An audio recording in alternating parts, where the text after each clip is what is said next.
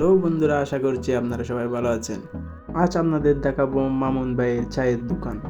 কক্সবাজারের ফেমাস দোকান বললে চলে এই চায়ের দোকানটি। চলেন দেখে আসি মামুন ভাইয়ের চায়ের দোকানটি। আমি অনেক দূরে থেকে এসেছি মামুন ভাইয়ের একটা মাত্র চা খাওয়ার জন্য। সামনে আছে মামুন ভাইয়ের চায়ের দোকান। এই দোকানটিতে সন্ধ্যা হলে অনেক ভিড় জমে যায়। এই দোকানটাতে আসতে হলে আপনাদের প্রথমে আসতে হবে পেট্রোল পাম্প রক্ষিতা মার্কেটের অপর সাইডের যে গলিটি আছে, এই গলিটিতে মামুন ভাইয়ের দোকানটি অবস্থিত। এই দোকানটিতে প্রায় 400 থেকে 500 পর্যন্ত চা বিক্রি করা হয়। মামুন ভাইয়ের চা কিন্তু অনেক মজা হয়, আপনারা এসে খেয়ে দেখতে পারেন।